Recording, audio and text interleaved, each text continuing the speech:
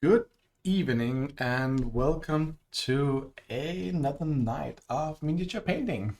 Now, let's start by actually moving the camera up here so you can see me a little bit. I sometimes rearrange things down here, but that's fine. Now, what we're painting today is maybe not so much painting, but just kind of touching up essentially a cup of purple Stormtrooper slash Space Marine minis. I got these off the Heresy Empire Kickstarter a while back. I think I've mentioned them before. Basically what I've done so far is to do a kind of a cenital highlight with a dark purple and a light purple. And as such, they actually have a pretty neat sort of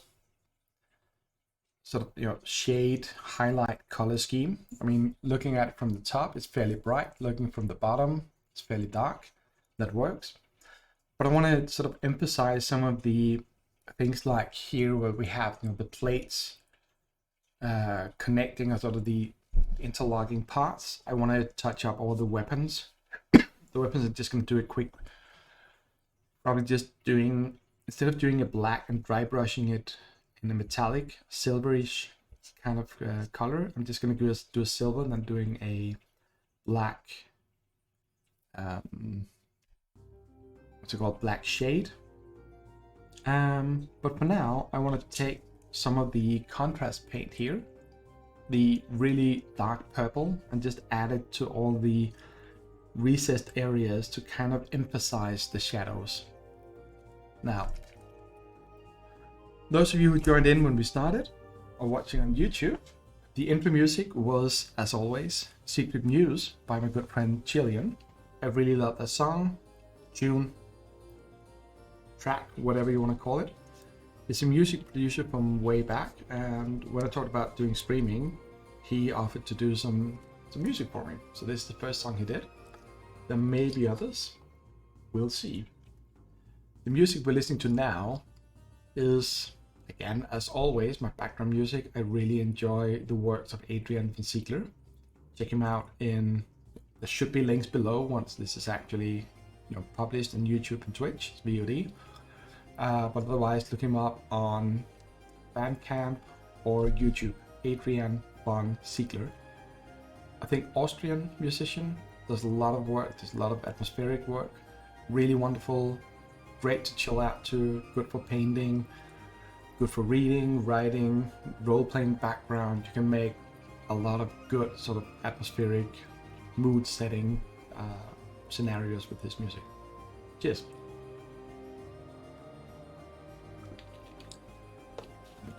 On the mini display today, we have a mini that I painted way back in like the 90s probably. It's a miniature from the Blood Bowl, about to say computer game, but clearly it's not. So from the Blood Bowl board game from Games Workshop, my favorite game of theirs. It's a Dark Elf thrower. I mean, he gets bonuses to throwing the ball and shit like that. And it's actually a really good example of how to quickly paint your minis, because I think I needed to play this in a tournament where you have to have a fully painted team, which means that let's just get this one in here so I can actually see this properly. No, but so to be able to get that, I needed to paint some minis. There's usually about 11 miniatures. It's a typical starting size of a Blood Bowl team, and I need to get those painted fairly quickly. So really is simple. I mean, just paint the boots and gloves, the armor, classic sort of metallic, and then the rest of the uniform, just purple, a little bit of skin. In this case here, the ball. The base is, I actually think it's cat litter, the gravel you get for your litter box. And just painted green and a shade and a quick highlight. And it's probably taken me about half an hour per miniature. So essentially a long day's work to get those minis painted. Or, again, tabletop ready, playing a tournament. So yeah. But today we're aiming at, cleaning up, as I said, the purple stormtroopers that are basically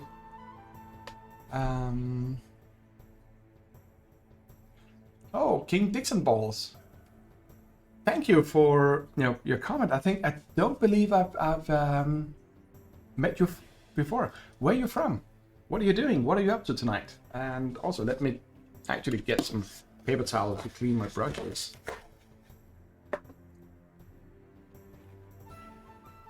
So yeah, no, the walkthrough here, I'm assuming, probably incorrectly, that you're talking about how I painted the dark elf that's on the display. But it's kind of like, even though must have been like, did I paint those in high school? Because then it's about 28 years ago. Oh, that's cool. You actually got me through Twitch. I think most of the people that actually show up in chat, either my real life friends or from Discords I'm already in. So yeah, great to meet you. Where are you from? And what kind of art do you do? If you, hopefully you do some art. I think it's healthy to do art, but I mean, if it's not your thing, it's not your thing.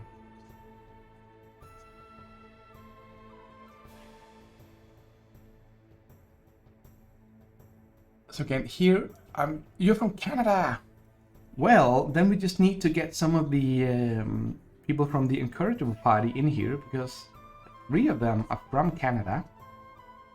And they're actually the people who got me started on streaming in the first place, because they were streaming computer games during lockdown, the COVID lockdown.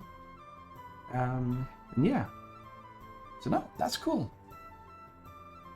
You're a drag queen.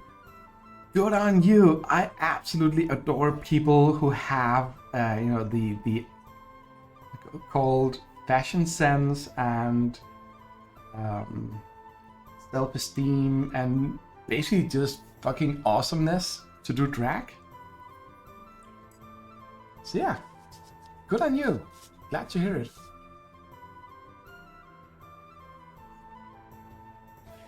Yeah, actually, I'm from Denmark, and I volunteer at a local board game cafe that are very English is not my native language, and it's a little late, so I'm messing up the words and all that. But they're very engaged in things like the yearly Pride and the whole LGBTQ. The abbreviation I cannot say it probably. I'm sorry for that. So they actually have like drag bingo every year during Pride, where they get drag queens in to run a full scale bingo tournament or whatever you call it, event at the board game cafe, and it's a huge blast every year. And so yeah, drag bingo is so much fun. You're an artist in too many ways. No, you cannot. Seriously, you cannot be an artist in too many ways. There's nary an art I haven't done. Oh, that's wonderful. I am absolutely stoked to hear that. I love people who do art. It just makes the world better. And I don't care if it's provocative art that no one gets, or all that crap that people give to artists who actually try to push the boundaries. I really just like that, expressing yourself through whatever medium appeals to you. Cool. Well, I am happy to have you here.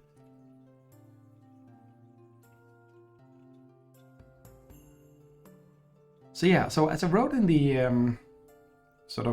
go live notification, I'm painting up a batch of purple stormtroopers, and they're kind of both stormtroopers and space marines, the Warhammer 40k ones. And even though I don't play 40k or the other miniature games that Games Workshop make, for various reasons, one of them being that I simply just feel that their rules are not really that great. And in that sense, I'm way more a gamer than a, I don't know, hobbyist or fan of any specific system. I just think it's cumbersome. Too many dice rolls with too little effect on the Warhammer games. So I've been following the one-page rules people for a while, and I just like painting miniatures. I've done it since high school and will probably do it the rest of my life. And then I came across a Kickstarter for something called Heresy Empire, and they basically make, if you look at this dude here, if you look at his helmet, it's basically a Stormtrooper helmet, but the bulkiness of his power armor is the Space Marines from 40k. And I kind of go, that's how Stormtroopers should have been, not the flimsy, simple armor they have in the Star Wars movies, but this is kind of like, this is a badass armor with a huge power pack on his back, power pack on his back. So yeah. So okay, so you play D&D and painting stuff. That's awesome. As I said, I mean, I don't play the Warhammer games either. I tried getting into Kill Team because the skirmish games appeals to me because of the, you don't have to paint that many miniatures. You can really get away with painting like somewhere between 5 and 8, depending on what faction. But yeah, I play a bunch of D&D as well with my real life group. I'm not a DM at the moment, but I really miss being it. So, and yeah, the Stormtrooper Space Marine mashup, it just works so well. So, I mean, I primed these like weeks ago and just never really got around to it, also because I got involved in other painting projects. So now I'm doing something I'm not really good at doing, and that's actually kind of semi-freehanding it. I usually go for the whole tabletop ready standard of painting, because I want this to be, I want it to look good when it's just standing on the board. So I don't really care too much about getting the getting all the shades and stuff completely correct. It's kind of a maybe kind of a, I don't know, personal development thing as well. Let go of my perfectionism and just paint it, make it good enough that it works, but not perfect. And don't care about like here I'm just messing up. Again, that word messing up shouldn't be used. Just kind of like just making a slight darker purple line there just behind the helmet. It's gonna make the miniature stand out a bit on the table. It's not gonna look good if you look at it up close, but at a distance it's gonna emphasize the shaded areas. That's kind of what I'm going for.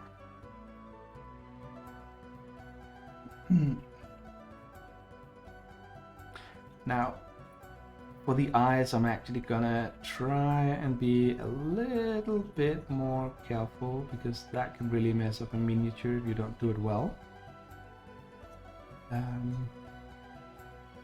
Yeah, and ironically, I'm probably never gonna use these miniatures in a game. I don't really know anyone here in Denmark who plays on-page rules. I don't care. It's still fun to paint the minions. I also painted a robot legion, actually killer robots. I painted a full team of them a while back.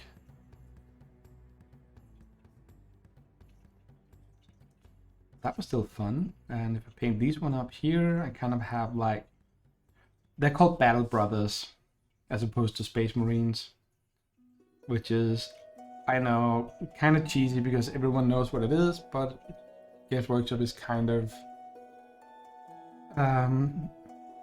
they're kind of nitpicky or whatever about their IPs, so you can't call things Space Marines these days. You're gonna get into trouble. and we don't want that. So yeah.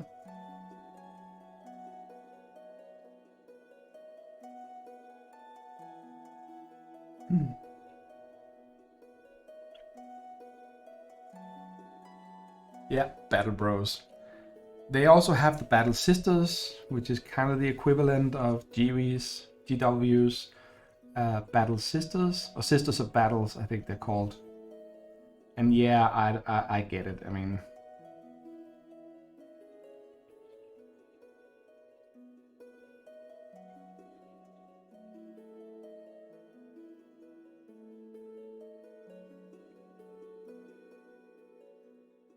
so why am I painting the back power pack here? Since that's gonna be black, fully black in a little bit. I really just want to get the recesses in. Yeah, Battle Bros. I don't know. I just, noticed your chat message again, and it's kind of like, nah.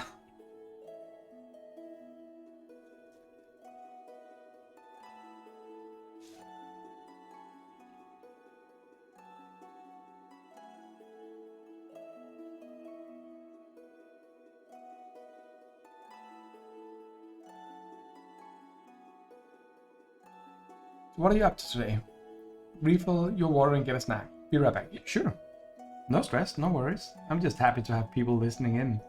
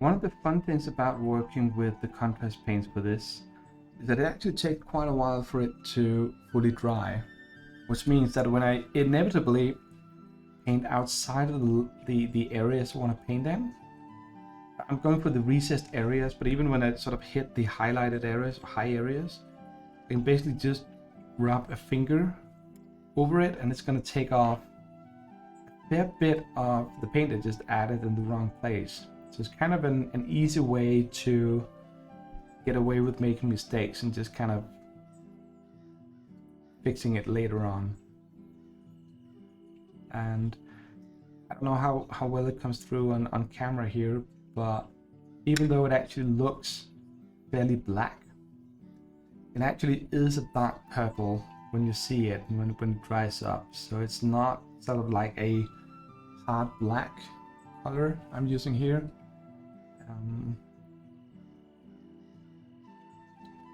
I also cannot paint straight tonight. That was seriously me trying to paint like straight line.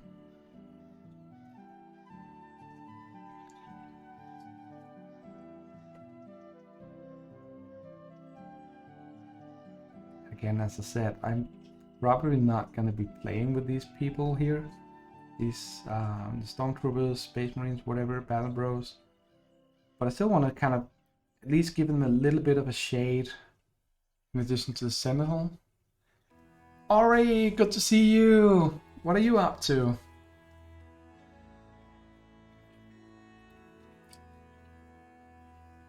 Oh yeah, definitely. But King Dixon Balls. What can I call you for short? Just King Dixon.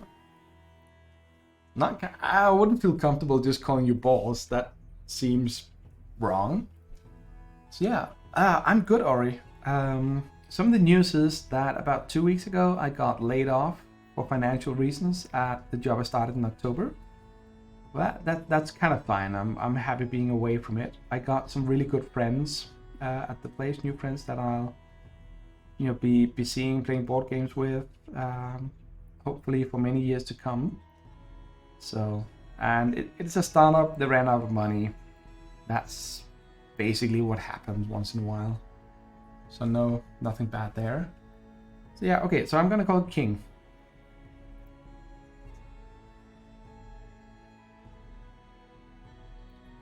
Cool. So yeah. And besides, I mean, as a software developer with 20 years experience and a kind of crazy attitude, I'm not gonna have any big issues finding a job. More about finding something that I think is gonna work out well for me for at least a couple of years. That would be nice. So yeah. And yeah, it's kind of lame, I don't know. The whole startup companies where they overestimate their sales figures and hire a lot of people they don't really have the money for, and then when they finally realize they don't have the money, they kind of sort of panic and go, oh no, we have to fire people, we're so sorry, and we didn't mean that, and kind of like, just do the math ahead of time.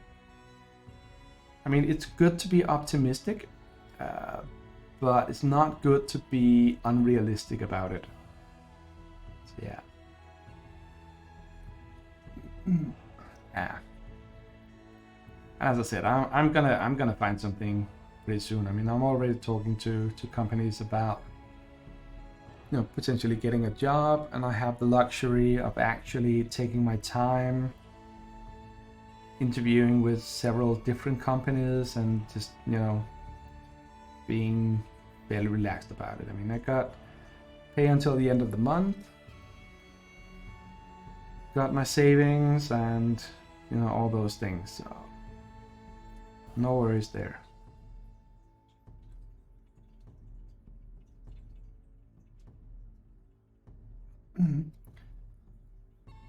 So Ori, when will you be streaming again?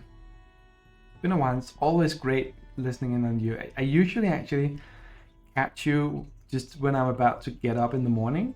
When you have those, I don't need to get up now. I can just wait another 10, 15 minutes. I usually tune into Twitch to see who's online. That's often you, and that's a nice way to wake up.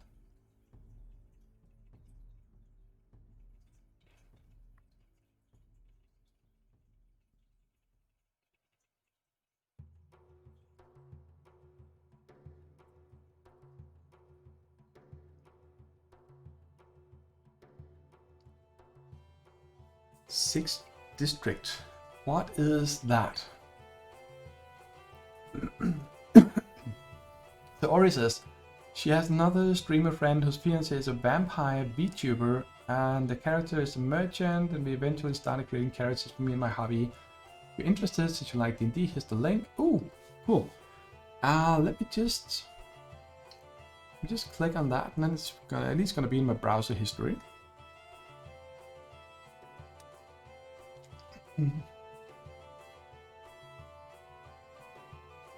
And King is crocheting a bunny ear hat, enjoying listening to my voice. Thank you. Other people have actually said that I have a very relaxing voice. I'm slightly tipsy tonight. We've been out drinking beer with friends, so I'm probably talking slightly faster than usual. But yeah, I have heard the whole sort of relaxing voice thing before, and it's been kind of I don't know, not really embarrassing. It's kind of been odd to hear. Yeah, but thank you. I appreciate it.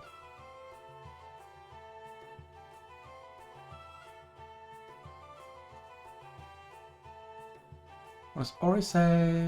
Yeah, Link saw your bathroom stream yesterday. Probably go live tonight, same time. Yeah, so I'll probably catch you tomorrow, Ori. And yeah, I mean, crocheting is so much fun. I did some, what are they called? Amigurumis? The small pets like, you know, monkeys and pandas and other things like that. I just did a bunch of those some years ago. I never really got good enough to like do a magic circle just by heart. I always had to focus way too much on that. So that made it a little bit stressful. I also did a bunch of Totoros for friends.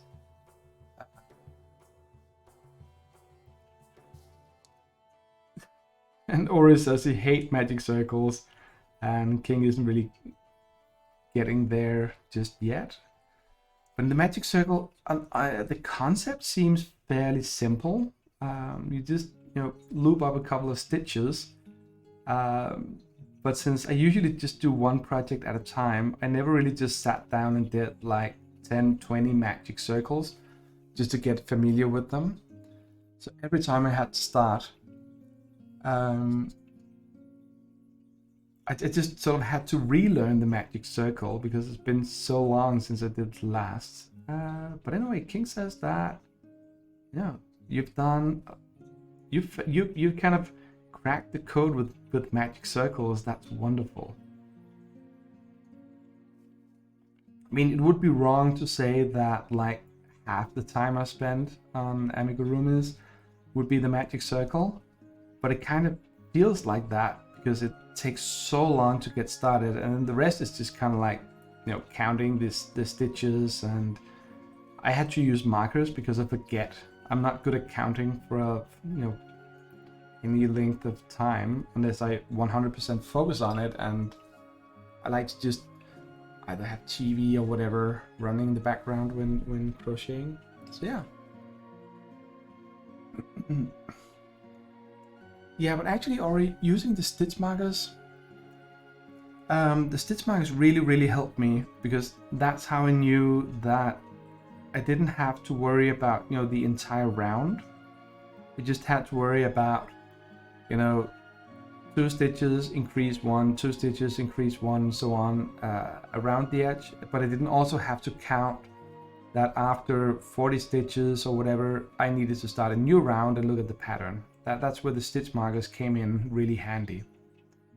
And King says that you drilled it into my head. That would be the magic circle.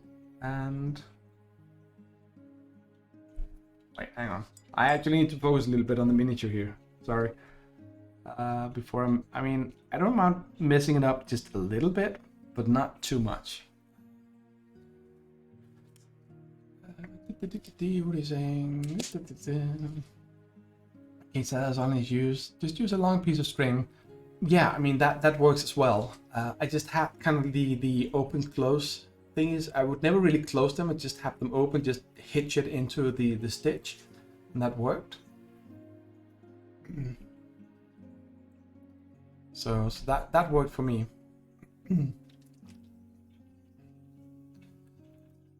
Oh, so if you have the string, you just flip it into the next one. No, and Ori says maybe she just sucks at it. No, you don't, Ori. I mean, it's as with so many other things, it's something you need to learn, and learning things takes time and takes a bit of practice. I mean, like miniature painting, for instance, which I'm doing here. Nice segue there. I mean, it's really difficult to say how long it takes to learn to paint a miniature, because some people, like me, never really get over the basics, and other people, like someone I met this summer, he had never painted before until about a year ago, and then he just watched some tutorials or whatever and just followed them meticulously, and then he'd been painting. I said he painted about 700 miniatures in about a year, and he was insanely good at it. But that was just the repetition. Whereas when I'm painting, I'm almost always painting something new, either a new color combination, new scheme, or new kind of miniatures, or I try to learn new techniques. In some of the last videos I've made, I've used the dipping method again. I used that like years ago, but for various valid reasons, found it not very good. But then I got a new clue and new tips. I wanted to try something else, so I brought it back up in my kind of toolbox. Had fun with that, and that means that I'm always doing something new, and that means that I'm always kind of learning things, and that goes against the whole sort of repetition and meticulous learning stuff. So yeah. Exactly. Ori says, Origami Girl 95 talks about when she learned to do origami, just do it over and over and over. And that's the thing I'm not very good at. I'm better at, instead of doing it over and over and over, I just do new things, which I know is terrible, but hey, it's just a hobby. I mean, it's not something I make a living off of.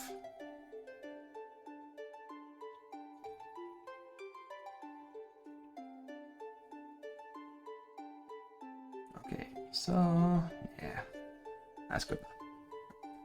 And usually, because of the way I was brought up and stuff like that, have a tendency to be overly perfectionistic about finishing these things. So these particular models, I decided to just go.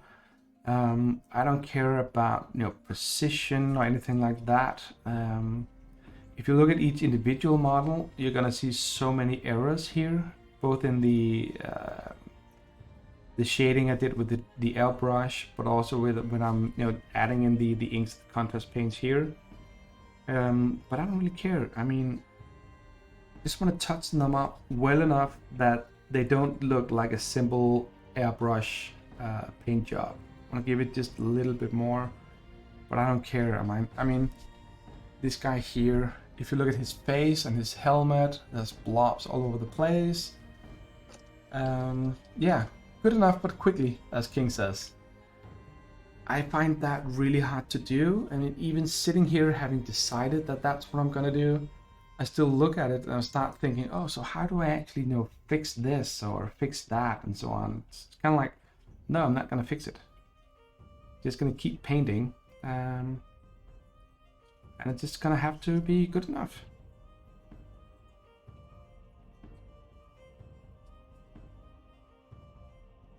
But it's hard. I mean, on other miniatures I've painted, I'll put one on the rotating display in a little bit, spinning display. On the one I'm going to show soon, I actually think I spent about like 2 or 3 hours on a very small detail because I wanted to get it just right. And to me that is fine as well, because the purpose with that was learning the blending and shading of from one color to the other, and getting it right in the way that I wanted to. And I learned a lot from it, and I became a lot faster at doing it on later miniatures. But still, on that particular one, I still spend so many hours just doing up those small shading areas. It's not even a large part of the miniature, but it does round it off really nice. So let's get that one on. It's I can't remember what the character is called, but it's from the Garrick Reavers, from the Underworld, Warhammer Underworld board game series.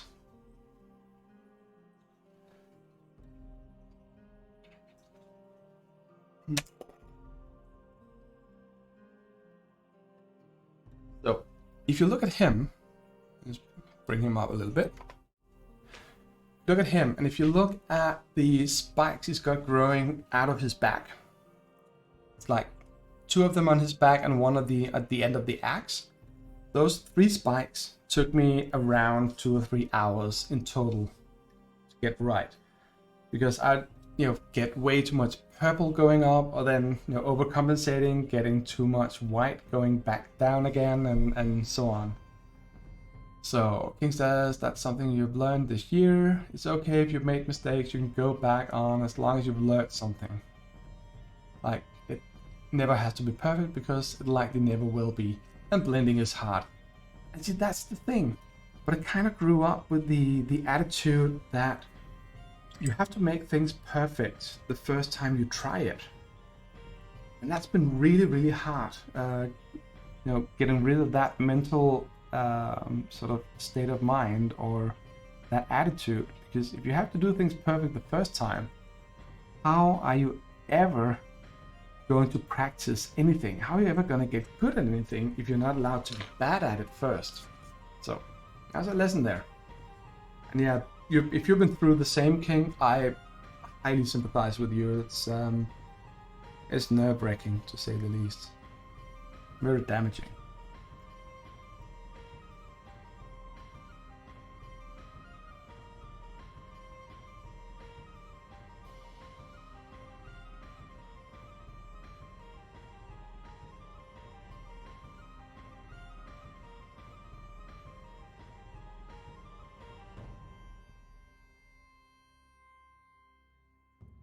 Okay, you're gonna lurk. Thank you for the lurk, Ori. Always a pleasure seeing you here. Say hi to the hobby and kid. I'll probably catch you tomorrow morning, my time, for another stream. And King, if you like a really fun and amusing person to watch, go check out Ori's stuff. She's super cool. I love her streams. They're so straightforward and direct and open. Yeah. Cool. See you, Ori.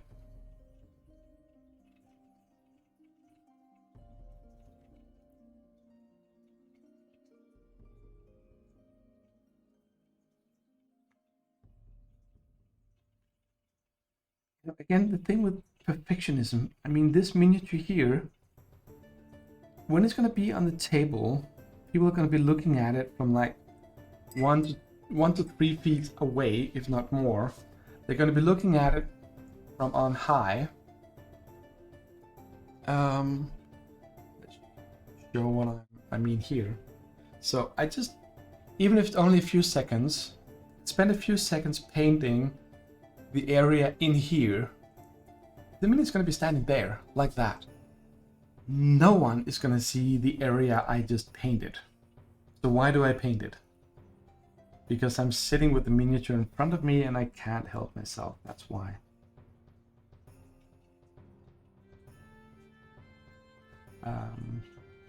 I've actually also, taken an interest in looking at, battle reports on YouTube or various Facebook groups and looking at what are people actually playing with. And my main sort of focus is actually more board games than war games. And it's kind of like, the fight against the gray plastic or resin, whatever. So any painted game that gets on the table, in my view, is perfect. But it's still kind of fun to see people paint an entire army in a way simpler way than I paint like wrap miniatures for zombie games or whatever. So yeah. And yes, exactly, King. The thing, I'm guessing that's a comment on why do I paint the underside of the mini that no one will watch or look at. And that's because I would know it wasn't painted. Oh yeah, that I absolutely fully. I mean that's why I do things like that.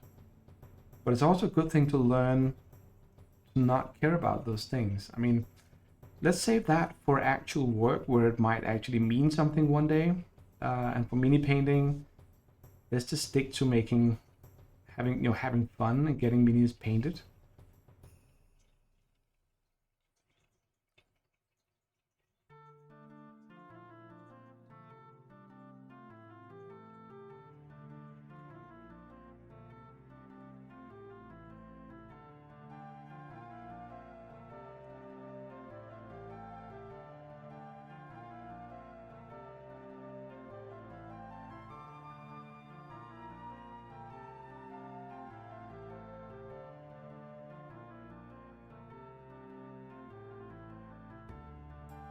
may also have been, again, keep sticking to the concept of not making things perfect. When I 3D printed these minis, I may have been a little too fast on the whole cleanup process. So I keep finding supports that I didn't break off before I started painting the minis, like here on his finger. There's this kind of weird, let's see if we can rotate it a little bit so you can see it. There's this weird extra nail blob on his, the finger pointing. I'm just gonna leave it. I mean, I see it mostly because I'm looking at this through a magnifying glass.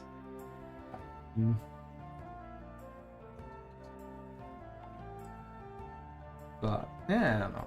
It's fun. What are you writing? Yeah, it's different if it's a display piece versus tabletop. Exactly. Tabletop is gonna get beat up more anyways, even just transport to get where the player will play the game. Exactly. So, do you also 3D paint miniatures? Kind of sounds like you do.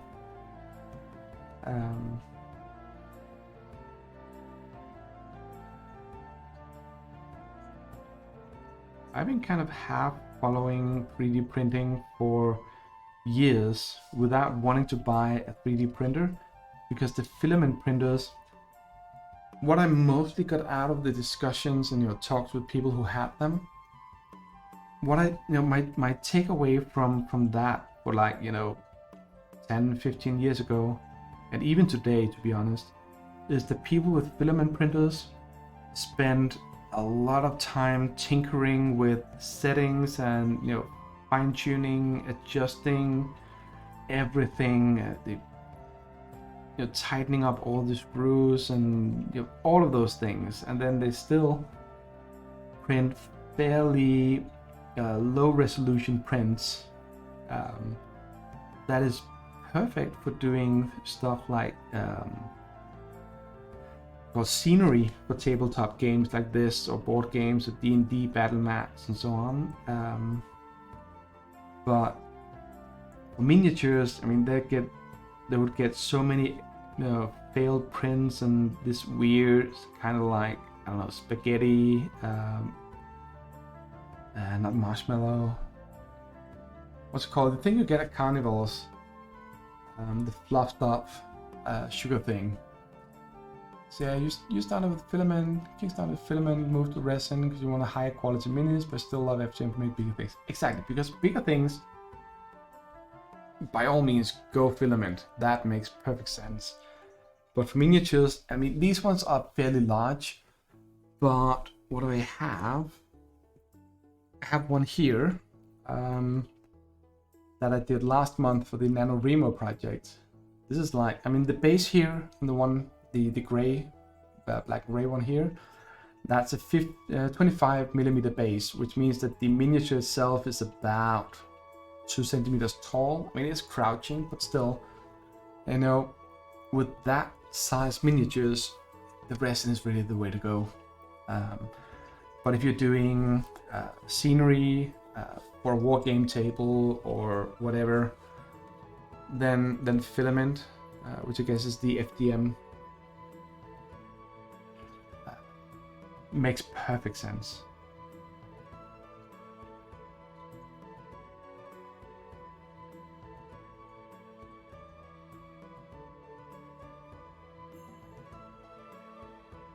Now, after I've done all of this purple, I'll still be doing the black, the power pack and the weapons. So I also kind of back to that end to how much time do I want to spend on each miniature.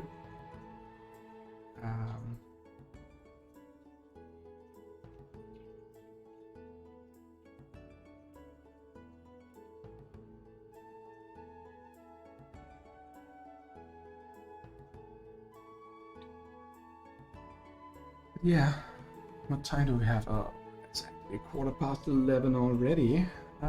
Yeah. It's not going to be a long stream today, people. I know that for sure.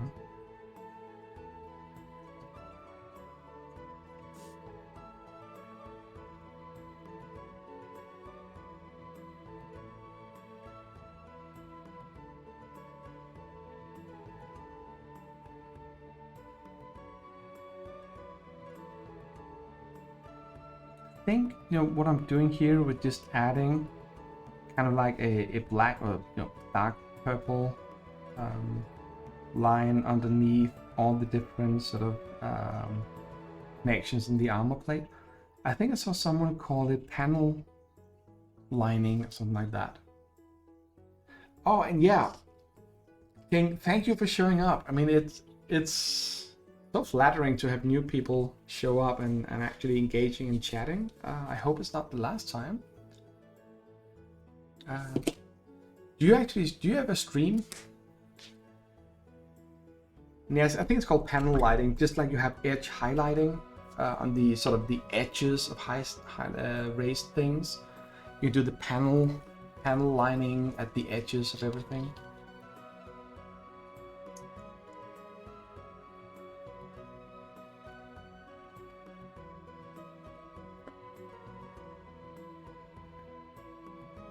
Yeah, as you can tell, I'm by no means a fast painter. I mean, I know people would be able to do this in like, I don't know,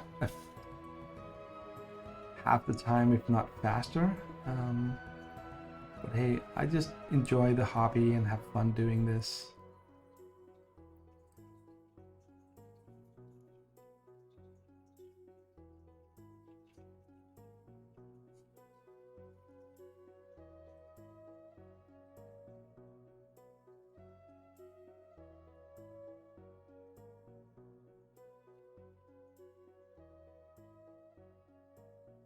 And just Fourier strong when you stream, so you don't do it much anymore.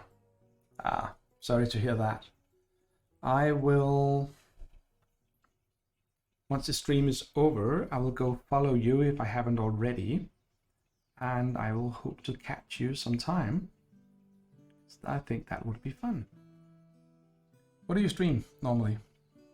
Or abnormally if you're not streaming on a regular basis?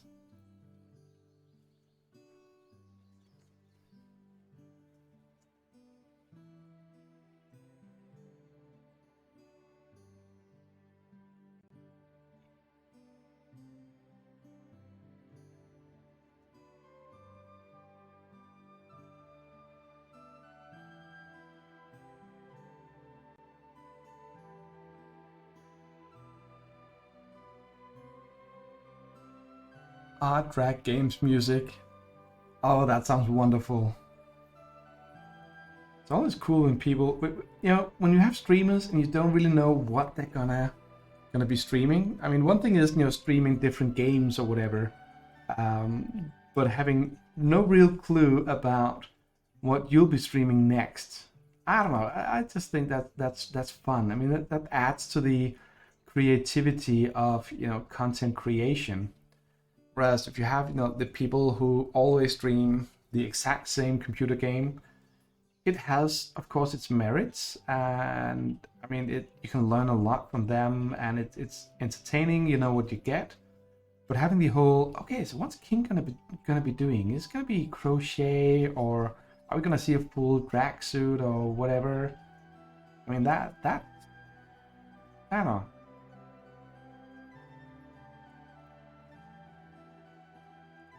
As you can tell, that kind of sort of tickles me in the right way.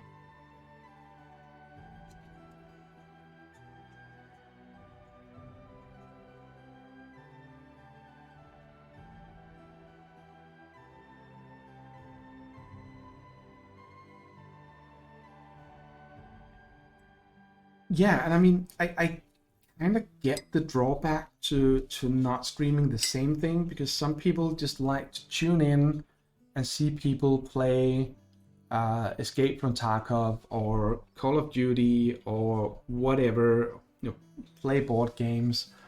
One of the other streams I follow on a regular basis is MocoMate, which are two siblings, David and Derek, who they literally call it the sibling shit show, because they just talk shit and do weird stuff. But they also do a lot of art. They have a business going where they do hand painted or handmade things. They do hookah pipes. Okay, so you have MocoMate up as well. if you're over there and active, say hi to them for me. I usually rate them at the end of my stream, because no one else I know I usually active when I finish. And then I hang out with them for a while, but today I'm probably gonna finish after them. So yeah, say hi to them if you want. They're fun to watch. And again, I mean, I know that they're still just doing the art thing, painting boots or belts or whatever, but it's so random what they're talking about and what comes up during their streams that to me is like they're doing something new every time.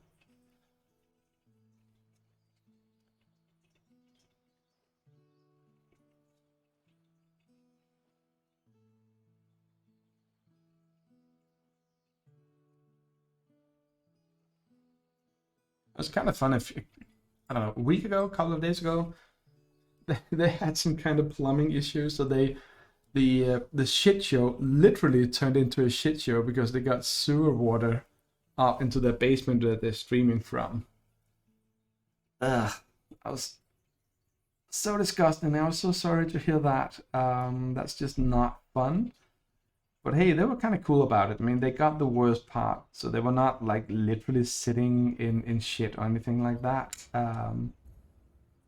But still, it's so typical of them to have that kind of thing happening and still going live to stream. So yeah.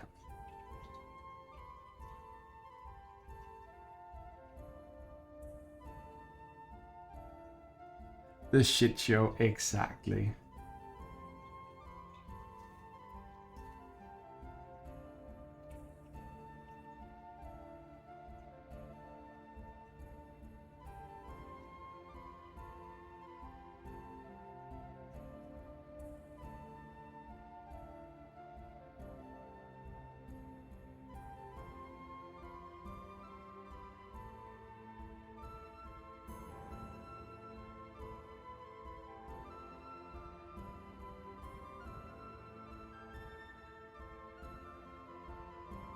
ADHD, I mean, actually seems like a lot of people get not diagnosed with that, which kind of makes me feel like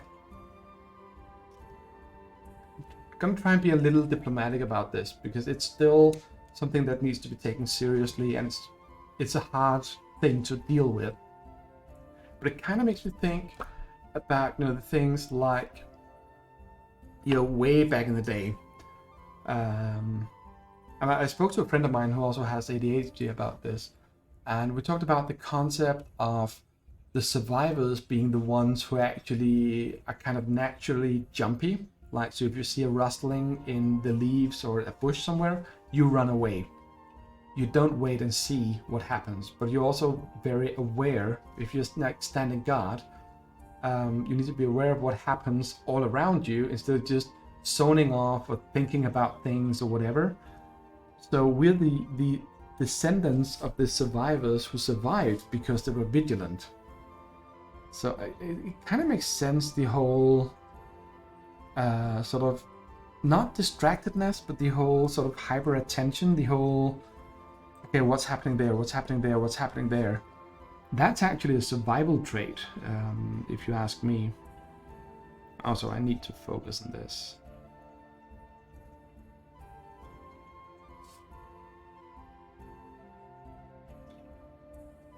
So, I mean, it kind of makes sense. I mean, who do you want to stand guard? Someone who just floats off in their own little universe thinking about everything other than what they're looking at? Or the person going off on a tangent every time something moves in the shadows? I'm going to take the latter, because the latter, I mean, it is the whole the boy who cried wolf thing over again. I think we got complacent when we started to not worry every time someone cried wolf. And Moko says hi back. Oh, that's so sweet. So yeah, it is a superpower. And it's long lost by the average person. Yeah, because these days, I mean, we're so safe and secure that we don't need that superpower anymore.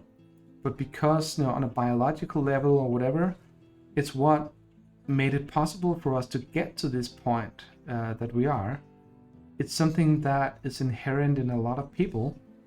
And I think the number of people getting diagnosed now is not so much about, this is purely my own theories. I have no scientific backing at all for this. Just, usual disclaimer here.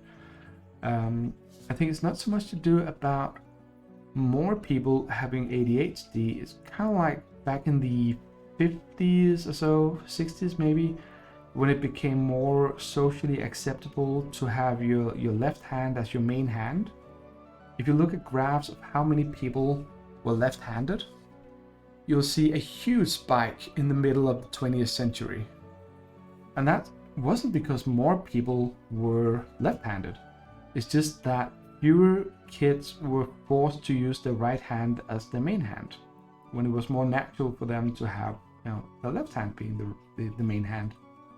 And if you think about it, why not? Why should one hand be dominant, throughout a species?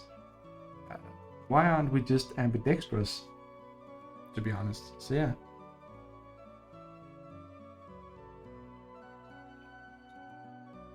I kind of think it's the same with ADHD and so on, because it's just, there's more focus on it. That's absolutely correct. I think that's a good thing. But I also think it just makes something that's been present all along, it just makes it more visible, rather than there being more people with that, and things like Asperger's, autism, whatever, all those neurodivergent things. I kind of have this feeling that it's more about all of us having some kind of quote unquote neurodivergence, because that's kind of what we needed to survive back in the day. And with evolution and so on, it takes a really long time for these traits to disappear. So yeah, you wrote a bit of text there. I'll get to it once I'm done with the feet here.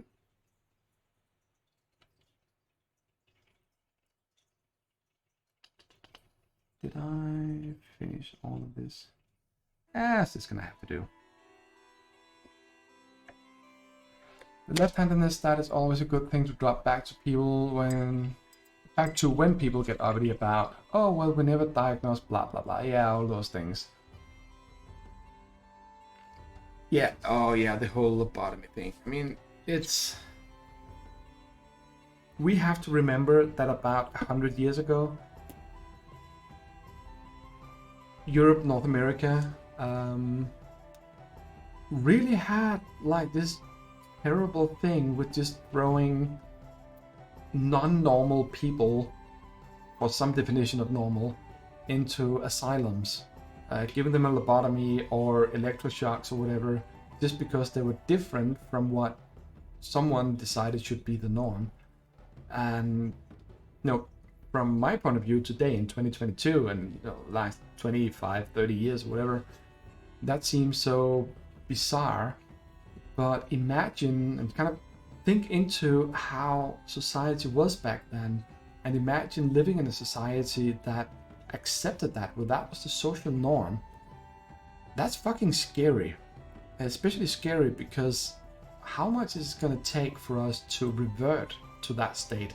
And yes, I really call it revert because I think we're living in better times now than 100 years ago with these things. And it's just it's kind of scary.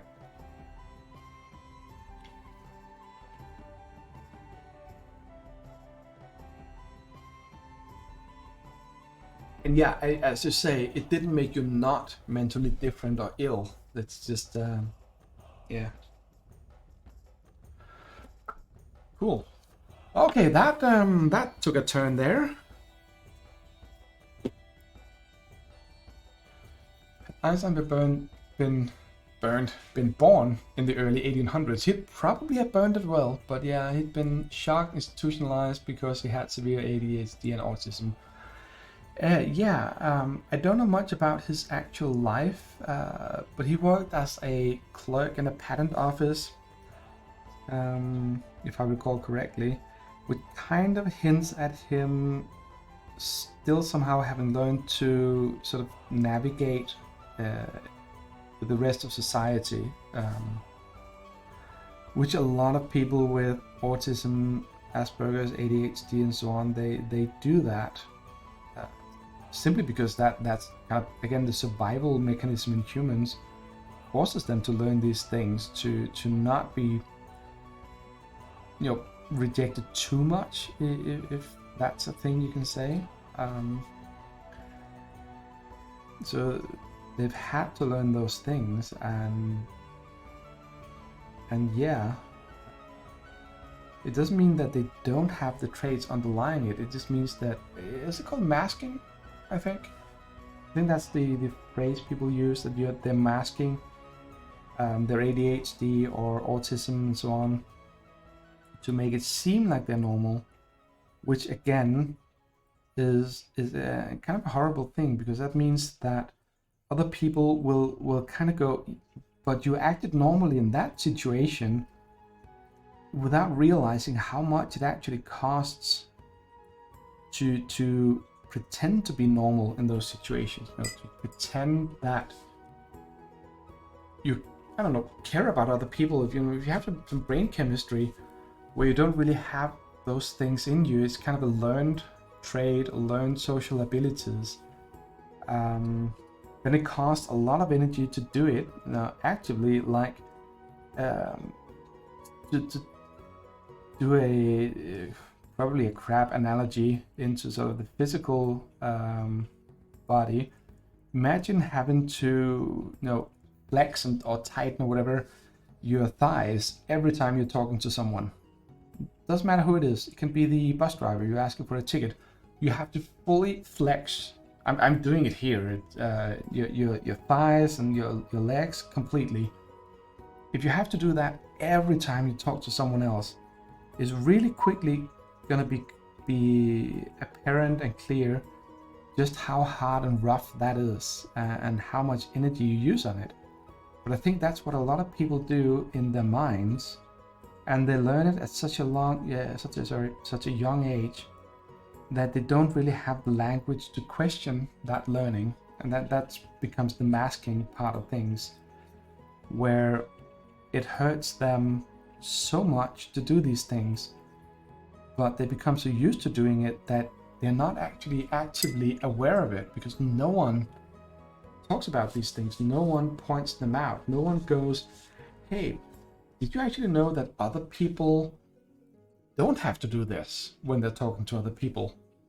So yeah, you spend so much time masking mental and physical ailments, differences. I'm truly sorry to hear that, because no one should have to do this, but I understand why it happens, and I hope you have people in your life where you can just be yourself. I truly do.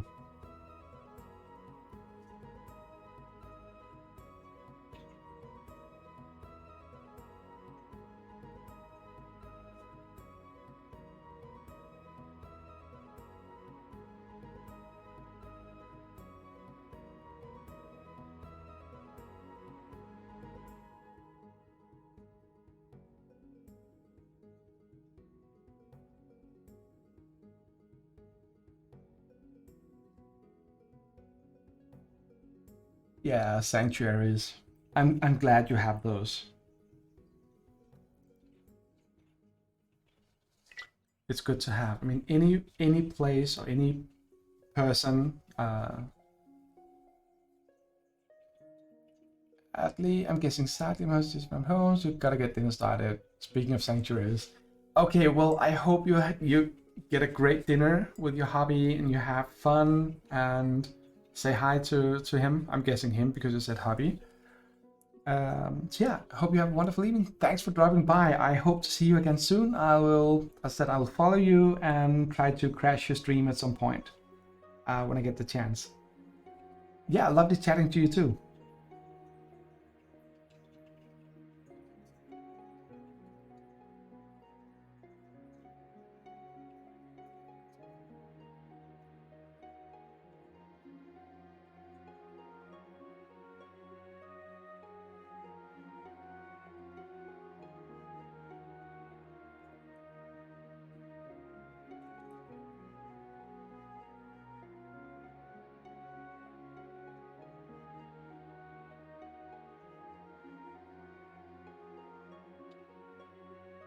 Thank you for the lurk. I appreciate the extra views. So, who do we have left here, actually? Do we have anyone left?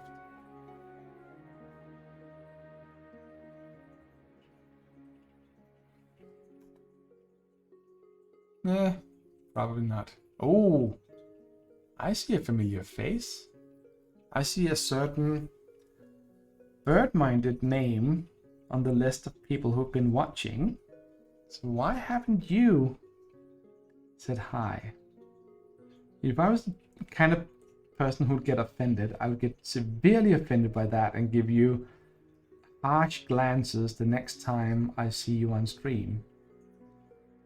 But at the same time, I kind of get it. Sometimes you have time to chat, other times you don't. Sometimes you just tune in to see what's going on, then you realize I'm just doing the usual crap, and then you run away screaming, which I totally get.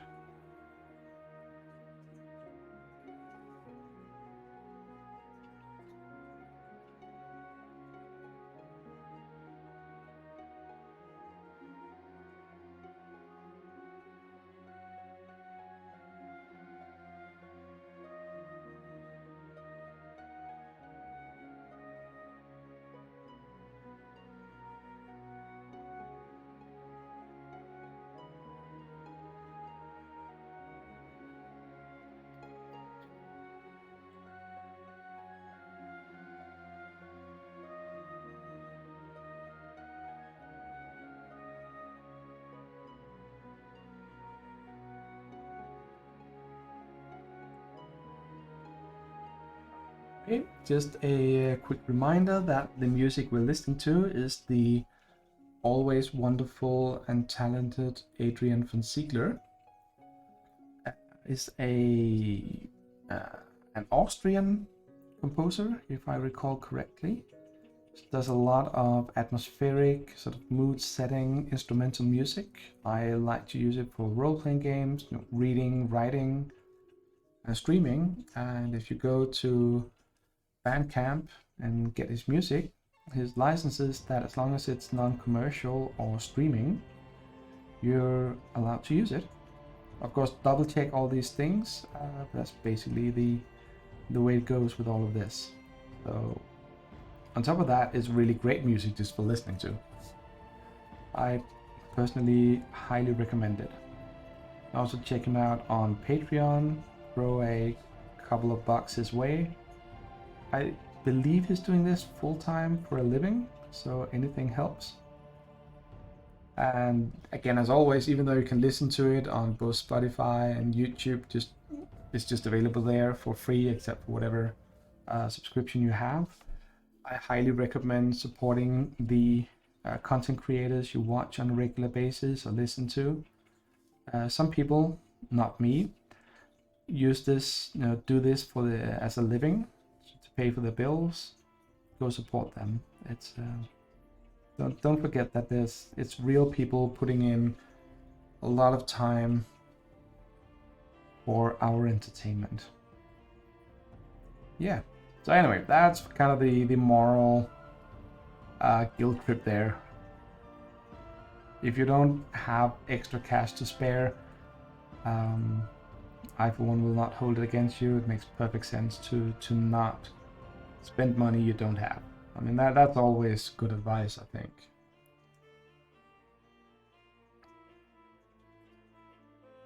So yeah.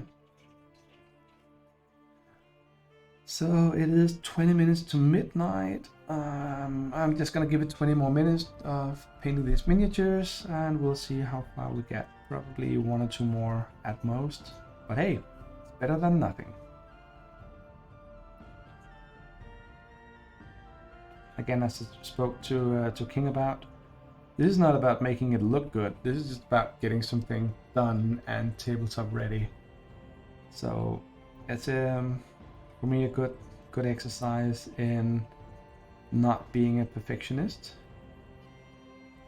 Doing stuff like ignoring the cat hair that's lodged to this dude's legs.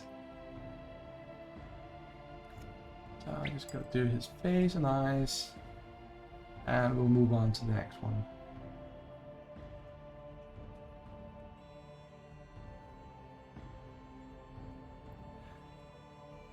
So yeah, ideally I'd like to use these miniatures to play the OPR, or one-page rules. Grimdark Future Firefight is the actual name.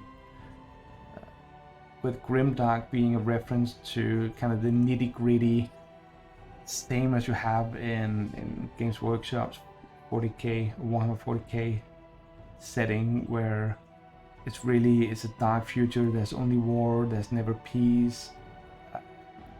Kind of like the everyone is always dirty because it's a crap world they live in. You know, that kind of thing. That's the, you know, the grim dark aspect. It's not noble heroes. It's a brutal world with brutal opponents and evil and chaos lurking all about. But the OPR rules, they seem a lot more streamlined, and I don't really know about balanced because I haven't played it enough to judge that. But it kind of feels like they've at least done something to make the game faster to play, simply in terms of the number of dice rolls you have to make. Just cutting away the unnecessary bits while still leaving enough that you have enough dice rolls to to be able to play the long term, play the odds, or play the probabilities, the statistics of this dude is good at shooting, so he's gonna have a higher chance of hitting, whereas that other dude over there is terrible at shooting, but he's got 100 friends with him, so they're gonna be shooting a lot more, so someone's gonna hit. Those kind of things. You still have that aspect of the game, game experience, whatever you want to call it, but just cut away a bunch of rolls that doesn't really add anything to it. So, hey, maybe I'll try that one day. But often a lot of these games are played in local game stores. Naturally, in the Warhammer stores across the world, you'll be able to go in and find someone to play a game of Warhammer, or maybe some of the staff will be able to show you the basics or whatever. If you've heard so many people talk about it, or you've heard Discourse Miniatures and YouTube talking shit about Games Workshop, you want to see what all the fuss is about. So go into your local Warhammer store and get someone to give you an introduction. That's fine, that's good. You get to play games, hopefully against awesome people. But in other game stores like Pharaoh Cigar, the Pharaoh Cigars, named after a Tintin album, which is a chain of stores in Denmark, you'll also be able to find 40k games, Warhammer games, other things as well. But the problem with OPR is that they don't really have that many products, if any, that you can sell in a game store, which means that the game stores don't really make any money off of people playing the game. All the rules are available as PDFs. I think if you back them on Patreon, you get the extended rules settings with a few more rules and some more army building options. If you don't, you just get sort of the core rules, basic rules. They create their own STL files or 3D modeling files for 3D printing. What the fuck was I gonna paint here? Whatever. And they don't really have any physical miniatures. I think they may have deals with people who custom print miniatures. You can get them from there, but it's not out in the stores, which means that a local game store really doesn't have any way of monetizing or making money, making a profit off of this game. So why should they set aside time, let people use their tables and terrain, whatever, to play this game? Sure, some people are gonna buy Space Marines or the other Warhammer miniatures like orcs or whatever and use them with the OPR rules. So they might buy those models at the game store. But basically, this is really geared at people 3D printing their own stuff. So I totally get if game stores don't want to host games like that. I think it makes a lot of sense. But it also means it's kind of difficult to find a community or a place for engaging with other people. Yeah, I don't know. What are your thoughts about it? Let me know in the comments below. Do you play OPR at a local game store? And if so, how do the proprietor feel about it? Are they, like so many of us, just geeks who like to play as many games as possible? Do they insist on... Nah, they probably don't. I'm just guessing here. Never mind me. Also, 1:45. I can feel that I'm getting more and more tired by the minute. So I'm gonna cut it short in a little bit. Just gonna quickly finish up this guy here. Looks like what he's carrying is actually a heavy flamer. And just completely bluntly, I'm gonna jump back to the background for these minions. I'd actually kind of not promised myself, but really expected that I would never again paint another Space Marine. A lot of the miniatures are really beautifully made. I am a very big fan of Games Workshop's miniatures. I think they are so super nice to look at and great to paint.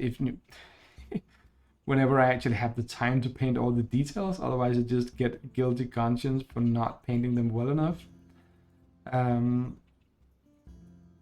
But the Space Marines, with all the power armor and the panels and all that, I just find it so tedious and, to be honest, boring to paint. So I kind of expected that I would never ever paint a Space Marine miniature. And then someone on Kickstarter made the Heresy Empire set, which combines Stormtroopers, which I like. I'm an Empire kind of guy in Star Wars, even though I know they're bad guys. They do terrible things. But they combine Stormtroopers with Space Marines, the bulkiness of the power armor. And I just looked at it. I think it took me like 5 seconds to realize I had to bag all of that. Also because it wasn't it's called, can I say physical Kickstarter? So you just got the STL files for printing yourself, which means that the distribution was not going to be a problem, which, these days with energy crisis and all that mess, this was really just about them. I don't even know if they used Google Drive or whatever, some place where you could just get all the miniatures as STL files, download them. They even came pre-supported, and just throw them in the printer, print them, play with them, or, well, in my case, don't play with them, because that would require me to go out in the real world and find someone to play with. But yeah.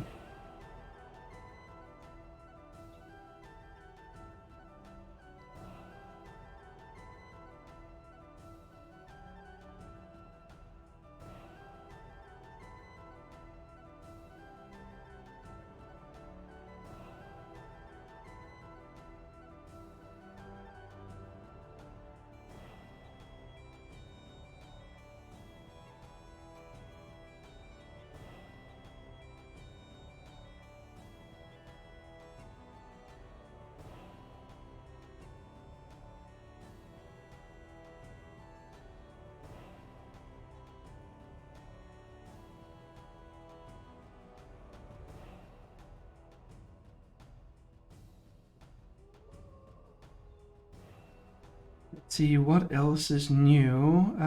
Yeah, I'll probably be starting up a role-playing group after New Year's with some colleagues and an old friend from the NaNoWriMo projects. with any luck, I'll be able to convince them to play in the Earthdawn, at least the Earthdawn rule system, probably also the Earthdawn world. With the area of the world you play in is called Barsave. I can't even remember if the full world has a name.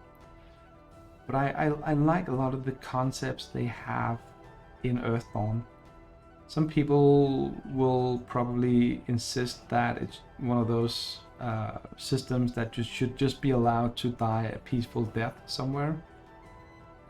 But at the same time, I see so many positive things about some of the rules and the world building that appeals a lot more to me than the D&D stuff. One thing, for instance, and that's my geeky side talking here, is that what they do, and not just a dice geeky, role-playing geeky, but also actually kind of a statistics geeky side, is that the way it works is you have like whatever your ability or stat score, you add to that your skill, talent, whatever, and that gives you a number which is kind of how good you are at doing this. So this is what you should roll on average. But instead of taking like D&D, taking a D20 and giving you a modifier, what you do in Earthdawn is you actually, they have like a list of dice combinations. So if your average is an 8, let's say you have, your stat gives you a 5 and you have level 3 in a skill, that gives you an 8, which translates through this huge table they have, that translates into 2d6.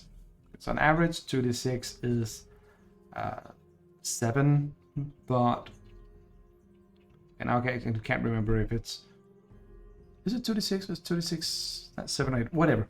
Let's go with this for sake of argument. Let's just say that if you have 5 plus 3 is 8, so that gives you 2d6, because on average 2d6 is going to give you an 8, especially because in Earthdawn, if you roll a maximum of one of your dice, like a 6 and a d6, you roll it and add to the result. So if you roll a 6 and a 3, which would be 9, you re-roll the die that rolled a 6, add it. So if you roll another 5, you'll actually end up at 14 with 2d6. So you can go above the average, but I mean the chance of going higher and higher becomes smaller and smaller the higher up you are, and the larger your die is. Like a d10 has a smaller chance of rolling the max than a d6, 1 in 10 as opposed to 1 in 6. But no, that actually adds a little bit. It also, and this is where I find the beauty in the system, because this applies to both to hit rolls and damage rolls, which means that as a newly started character, it is actually possible and happens from time to time that in the very first fight you're in, you have no training, but just hit that lucky blow, giving a super hit that avoids the armor, penetrates the armor, and deals double damage because you're so super good at hitting, and then you roll an insane amount of damage, just instantly killing the bad guy or the huge monster or whatever you're up against. That also goes the other way. So as a player character, you're never really safe. I mean, even if you add, it's called circles and not levels, so even if you add a high circle, see this small, I don't actually think they have goblins, but let's assume they had goblins. See the small goblin running towards you. In D&D, you would just go, if you knew it wasn't a special goblin of any kind, it's just a goblin. Even if it hits you, it's only going to give at most, 20 points of damage. It can never kill you. But in Earthdawn and in the old Warhammer Fantasy roleplay games and probably others, there's always the risk of your opponent maxing out their dice and just dealing a ton of damage. And when that happens, it gives them some really great storytelling and memorable moments but it's also always add this insecurity where you can't really, you never really feel safe, because you're just one lucky roll away from getting a dagger through your eye and dropping dead. Of course, after that, there are ways of bringing you back that your friends can use to make you feel better. Like I had a character once who ran headfirst into a kind of sort of Indiana Jones style trap that beheaded her. And we kind of, with the amount of damage she got and the hit points she had, stuff like that, we kind of agreed that she got beheaded. But I mean, it's fine. She got better thanks to a magic item called Last Chance Salve, which you can just pour on someone, where they got the fatal wound. They get a simple check regeneration kind of thing, and I rolled high enough to get all the way back to 1 hit point or whatever, which meant that I wasn't actually dead. I was just in really bad shape. That was kind of fun. So anyway, on this dude here, I'm trying something different with the panel lining. I don't really think it works well enough, but I'm just gonna finish it that way at least. I mean, or maybe it does. If you look at the panels and the shoulder pads, I've done it on the on the right. This guy here, I haven't done it on his left shoulder. For the guy with the flamer, I did it on the left shoulder. I don't know. Is it too much? Is it not enough on the other one? Should it be somewhere in between? I am not sure. Please let me know if you have an opinion. If you don't have an opinion, let me know anyway. Oh, I need to paint a little bit more on him, and then we're basically gonna head on over to someone else to see what they're up to. It has been a pleasure having you here, and again, a huge thanks to King and Ori for showing up, being awesome, and to all of you who've just been lurking, hiding out in the shadows. Thank you for that as well.